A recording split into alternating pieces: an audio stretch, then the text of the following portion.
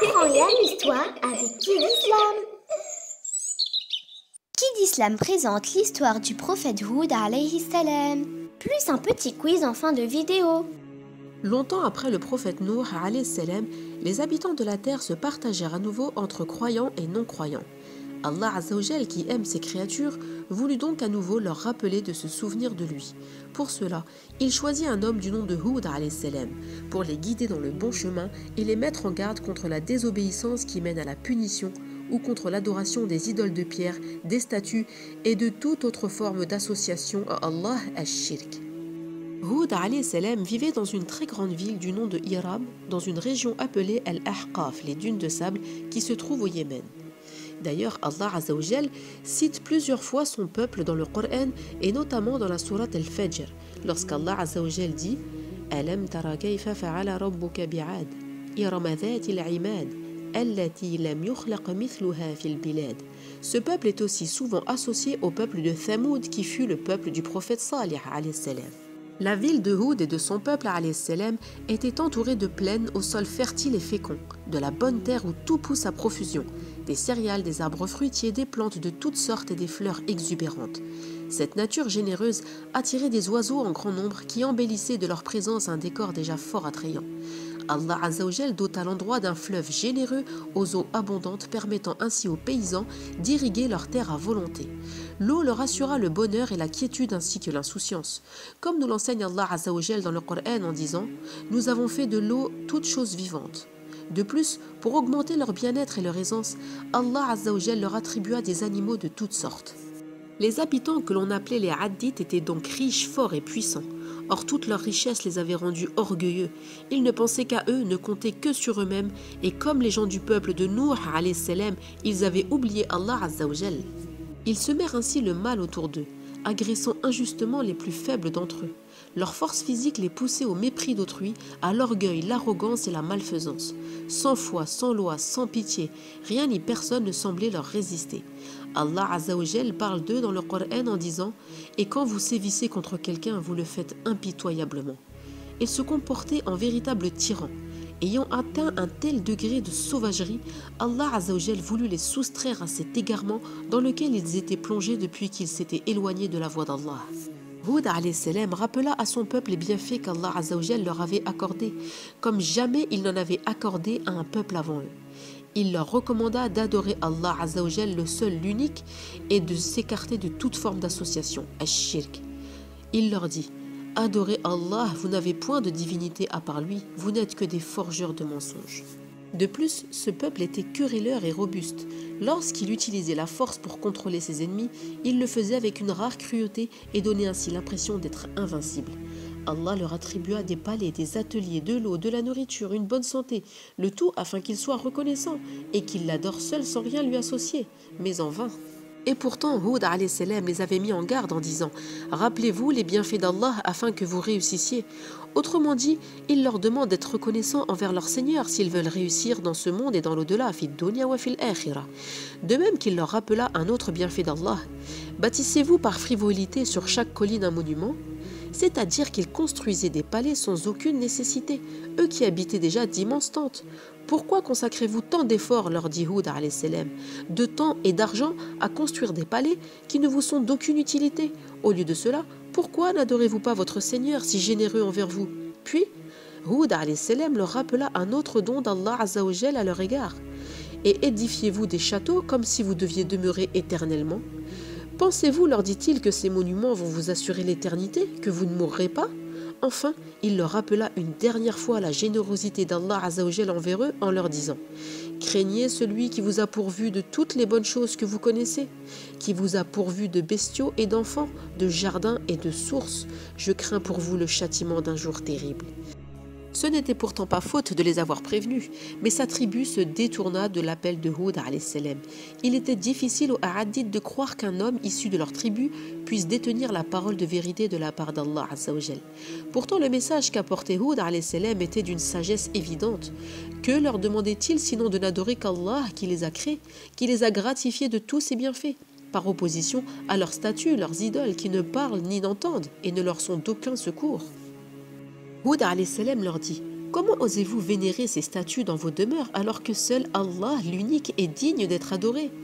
Au fond d'eux-mêmes, les Ahadites savaient que les propos de Houd alayhi salam étaient véridiques, mais ils s'en détournèrent par orgueil et vanité, en lui disant « Ya Houd, tu n'es pas venu à nous avec une preuve, et nous ne sommes pas disposés à abandonner nos divinités sur ta parole, et nous n'avons pas foi en toi. » Pire que cela, ils poussèrent l'outrage jusqu'à traiter Houd alayhi salam de possédé. Nous dirons plutôt qu'une de nos divinités t'a affligé un mal. La hawla wa la quwwata illa billah.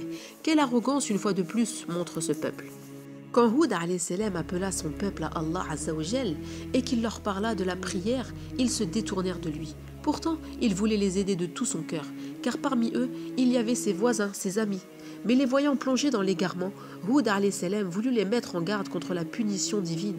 De même qu'il voulut leur montrer que leur statut ne pouvait ni leur nuire ni les protéger.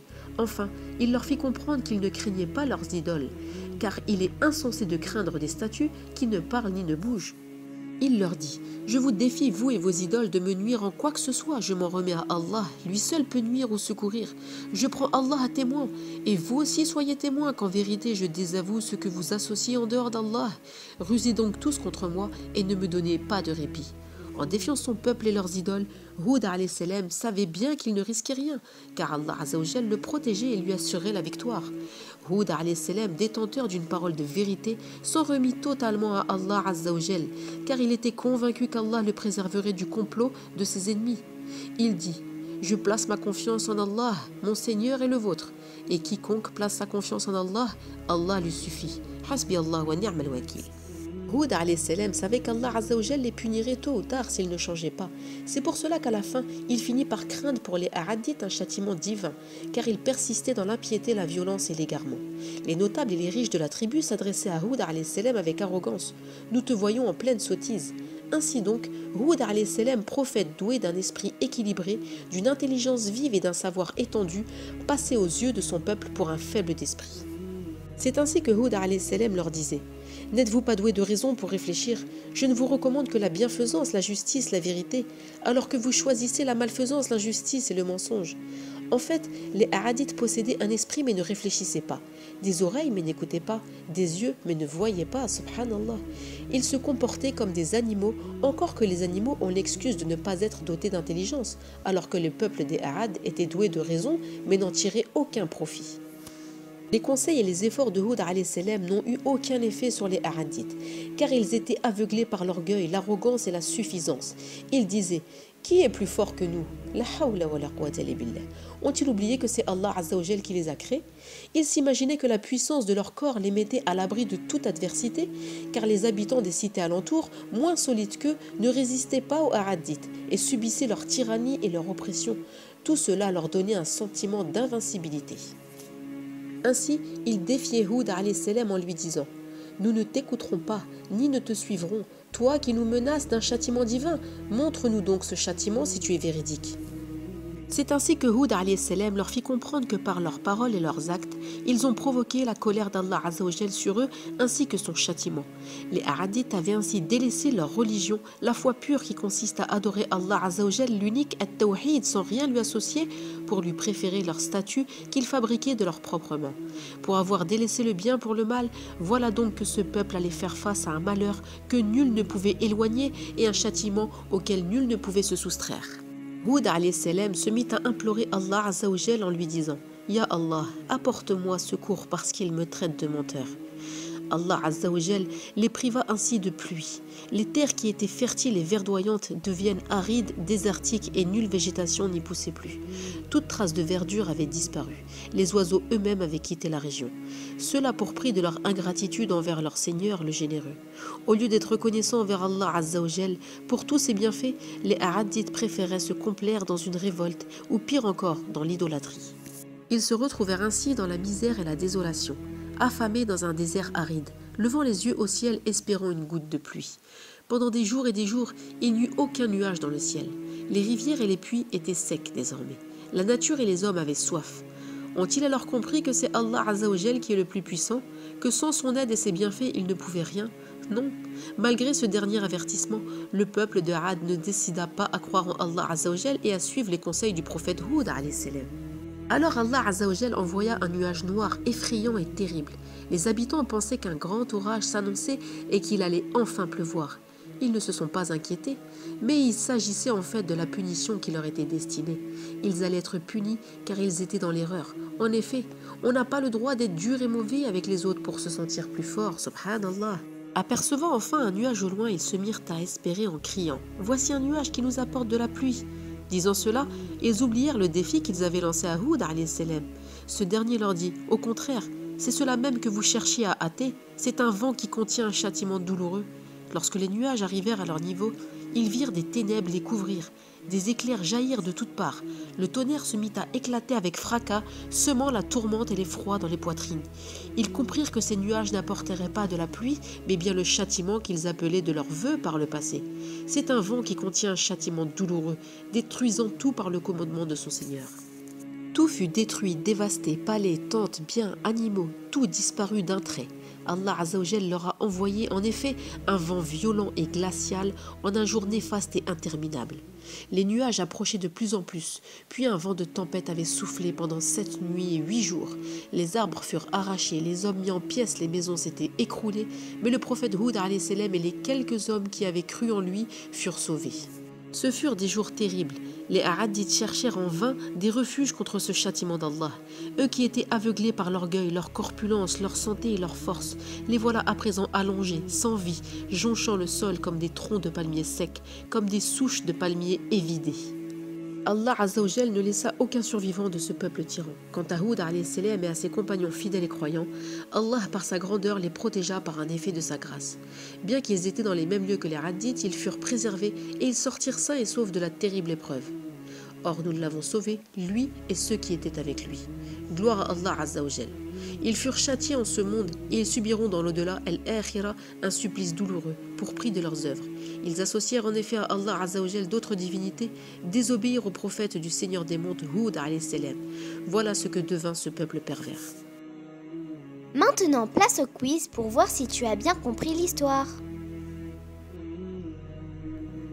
Cite 3 bienfaits qu'Allah Azzawajal a donnés au peuple de Houd alayhi salam.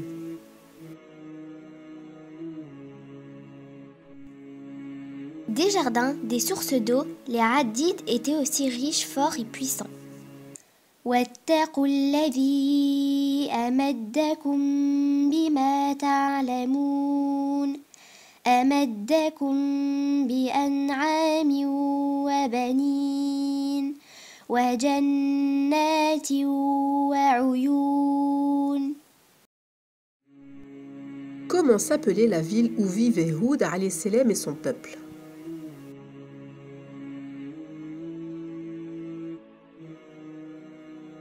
Elle s'appelait Iram. إرم ذات العماد التي لم يخلق مثلها في البلاد. À quel autre peuple est souvent associé les Ad dans le Coran?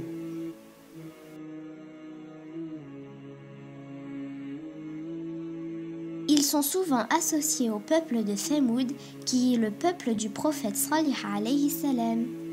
كذبت ثمود وعاد بالقارعة.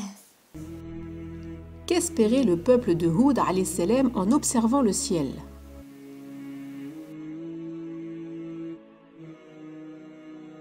Ils espéraient la pluie.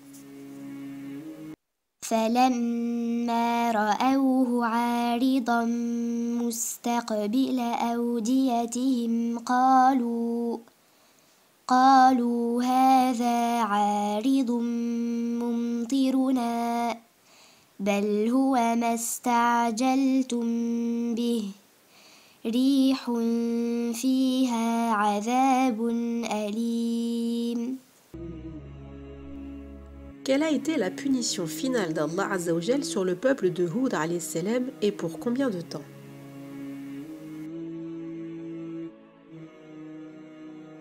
La punition fut un vent violent, détruisant tout sur son passage qui dura 7 nuits et 8 jours.